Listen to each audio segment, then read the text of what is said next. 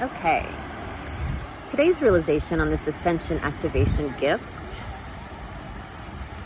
from myself, from consciousness that I be, and whatever that really is.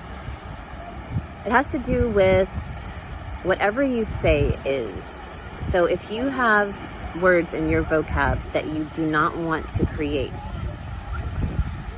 then I know it's a big order, but can you pull back all the energies from those words, those thoughts, those agendas of those words, and choose to no longer speak them? And if you did speak them, because you're an educator like myself, that you were very clear to go ahead again and pull back the energy after you said it, only to use it for an educational purpose, and then to speak the solution, the correction, the activation through your spoken word.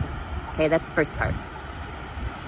Second part is when you say, you're creator, okay? What you're thinking, what you're saying, what you're doing is creating. That's how creation works. An aspect of it. When you're creating through your words, if you truly believe authentically what you are saying, then it will be. It's the lag in the belief, the lag and the elevated emotion of it being able to actualize in your highest favor and highest good. So, some tips to get you there. Clear all your wounds. Find the places where you're triggered and clear those. Find out how you actually created it from usually an earlier imprint of another timeline. You can go all the way back to the creation point of existence, when the Big Bang or when a star bursted, whatever. You can take it as deep as you are guided to go.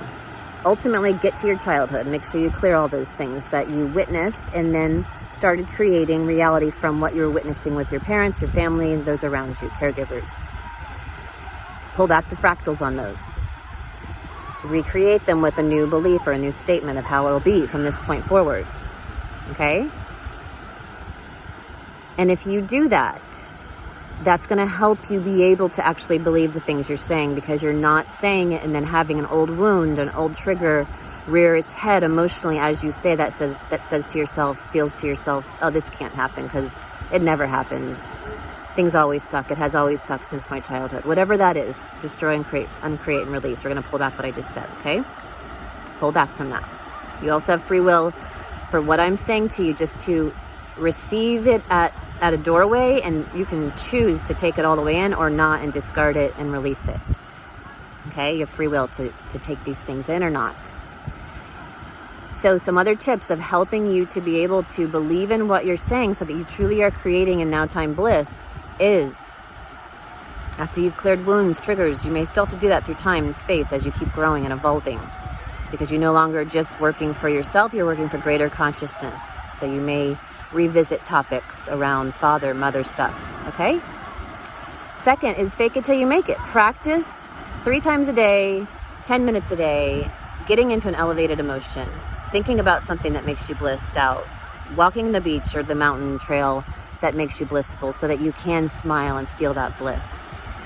Cry, and then after the cry becomes the emptiness of those receptor sites, those emotional collection points for you to actually shift through your ability to change and transform the DNA, the emotions, into an elevated state, because you have fuel. You just cried, and so now you've got this excess emotion, literal chemicals in the body that would like to go into new receptors and be programmed differently. So when you do that 3 times a day for 10 minutes, you're going to elevate your emotion in those fake it moments or real moments, because you took yourself to a place in your mind or in your surroundings that really did bring and facilitate a stimulation of bliss and happiness.